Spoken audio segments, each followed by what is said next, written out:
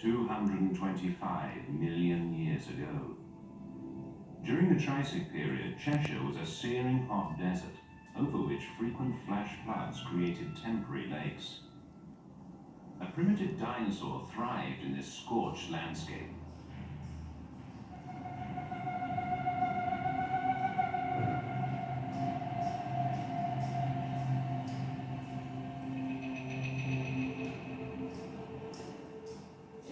This is Kytherium, or hand beast. We've never found any skeletons, but footprints preserved in the sandstone rock offer a few clues. We know very little about the prehistory of Cheshire up to the Roman invasion in 43 AD. By 79 AD, the Roman Second Legion reached this area and built a huge fortress at Chester.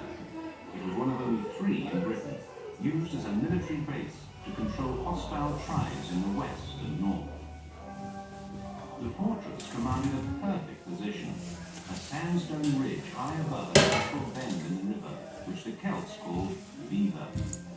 Viva was first built within a wooden palisade, supported by earth ramparts. There were towers and gates at regular intervals.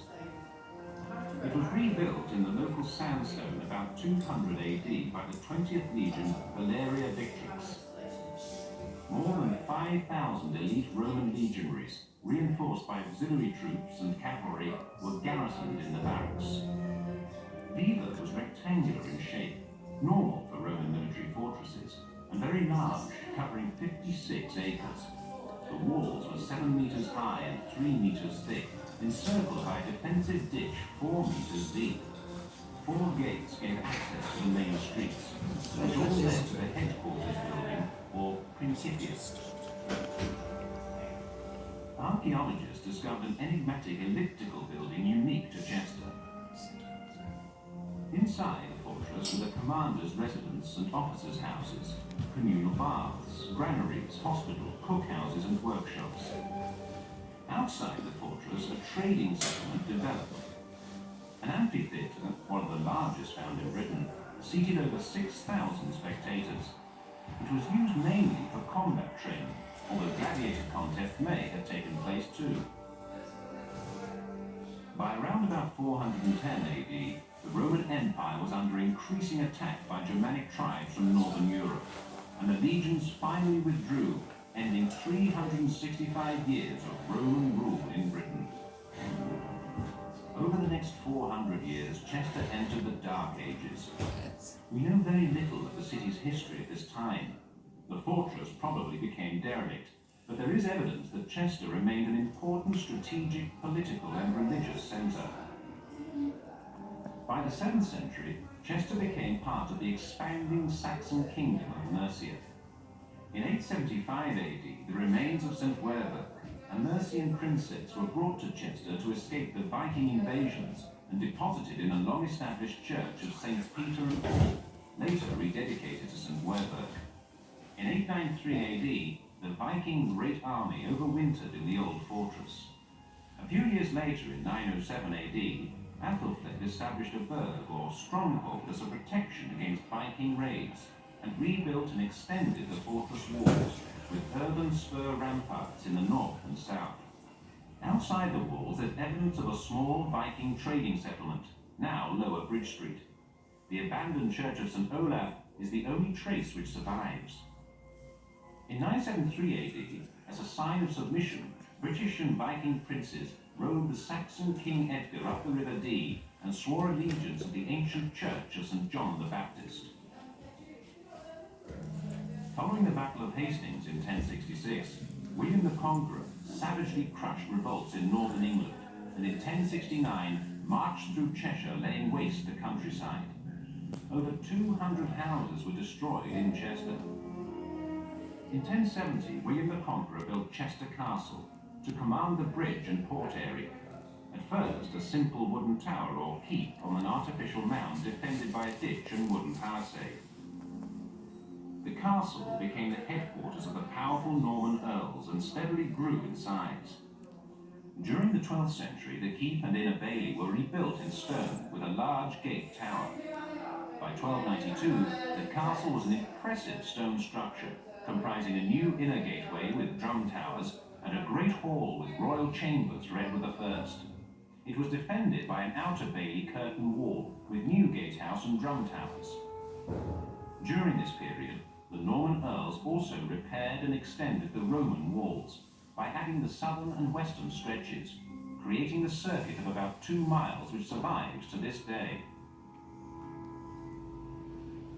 During the medieval period, Chester became the base for the conquest of Wales and Ireland. As the city grew as a major centre of trade, it retained the same basic street plan inherited from the Romans and Saxons, with houses packed together in the main streets. By the late medieval and Tudor period, Chester was flourishing as a busy and prosperous port, second only to Bristol. Chester merchants became rich and built many fine houses near the port. Chester, like many medieval cities, was also a centre of worship and had numerous parish churches such as Holy Trinity, St. Peter's, built on the site of the old Principia, and St. Michael's, which still survive today.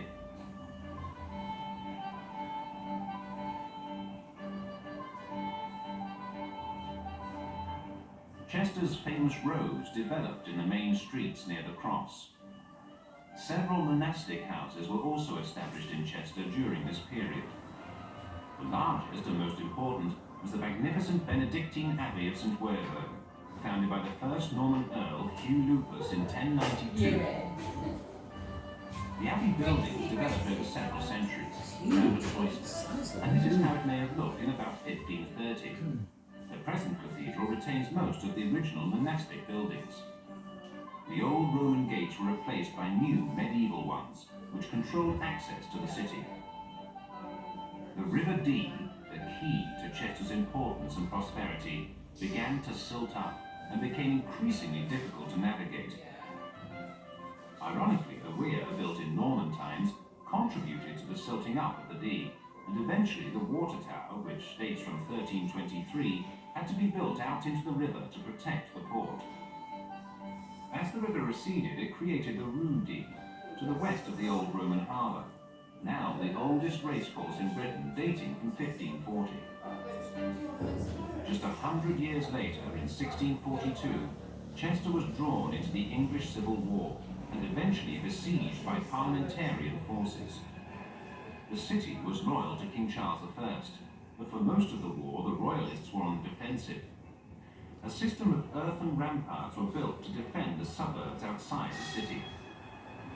But by 1644 the situation was critical. The king watched his army defeated at the Battle of Rowton Moor just a few miles away from a vantage point on the city walls now called the King Charles Tower. For 5 months in late 1645, the city was subjected to a terrifying bombardment day and night. By the time Chester finally surrendered in February 1646, most of the city's buildings had been destroyed. Its population had endured death, injury, and been starved into submission. In the months that followed the devastation of the war, more than 2,000 people were wiped out by the plague. It took more than 60 years for Chester to recover. By the 1700s, the city had regained its position as the main retailing centre for Cheshire and North Wales. Fashionable society flocked to Chester and transformed the city. The walls served as a splendid promenade. The medieval gateways were replaced by elegant ornamental bridges. Chester began to expand as brick-built Georgian terraces sprang up around the city. In 1735, the River Dee was canalised to improve navigation, but trade slowly declined as the port of Liverpool gained supremacy. In 1772, the Shropshire Union Canal arrived, and later cut through Northgate, linking Chester to Nantwich. By the end of the 18th century, much of the medieval castle was ruinous and was demolished for a vast new complex of law courts built on the site of the Outer Bailey. In 1832, the Grosvenor Bridge, the largest single-span bridge in the world, was opened by the young Princess Victoria. The Victorian age had arrived. Chester rapidly expanded in the Victorian period. Technological progress continued. The railways arrived in the 1840s, linking Chester to the expanding rail network. The population grew to 21,000, and the city established itself as a major tourist centre. In 1852, a suspension bridge was built to connect the city with the wealthy residential areas of Queen's Park and Curzon Park. Chester developed a reputation as a retailing centre, and many new commercial buildings and hotels, such as the Grosvenor Hotel, were built in the city. In 1869, the town hall was built in high Victorian Gothic style and opened amidst public celebrations by the Prince of Wales, the future Edward VII. Despite Chester's apparent prosperity, many people suffered appalling housing conditions in slums behind the town hall and other main streets. These were only swept away in the 1930s. Local architects were influenced by Chester's medieval houses and began a black and white revival, rebuilding the city centre with superbly detailed half-timbered houses, which give Chester its distinctive appearance. In 1886, the Grosvenor Museum was built to house the city's archaeological and natural history collections. The architect John Douglas built his most famous structure, the Eastgate Clock, erected in 1899 to commemorate Queen Victoria's Diamond Jubilee. Restoration of the northwest section of the city walls uncovered hundreds of Roman tombstones, used as infill sometime in the past, now on display in the Roman Stones Gallery. Amazingly, the remains of the Roman amphitheatre lay undiscovered and was only found by accident in 1929. Chester changed dramatically during the 20th century. The rise of the motor car brought traffic problems as early as the 1930s. But it was during the 1960s that the city saw its greatest expansion. The police station, Gateway Theatre and bus station were built. Many historic buildings were demolished to make way for modern shopping precincts and car parks. A new inner ring road cut through the medieval walls to ease traffic problems in the centre of the city. Thankfully, a more enlightened policy prevailed. Since 1969, over 600 historic buildings have been restored within the city. Regeneration of rundown areas such as the Old Fort and Infirmary are breathing new life into Britain's most picturesque walled city. In the third millennium, Chester has been proclaimed a World Heritage Site, protected by a huge energy dome. The city's ancient walls and historic sites, including the fully excavated Roman amphitheatre, survive intact and fascinate millions of off-world visitors. The Grosvenor Museum, of course, has become a time portal for a journey across 3,000 years of Chester's history. Who knows what future awaits its citizens? That's jolly good, isn't it? 3,000 years. What's the first 1,000 then? That would be that last bit was supposedly said to be Oh, about 3,000. oh, I see. I got you. Yeah. But there you are, vandalism of the 60s and the 50s destroyed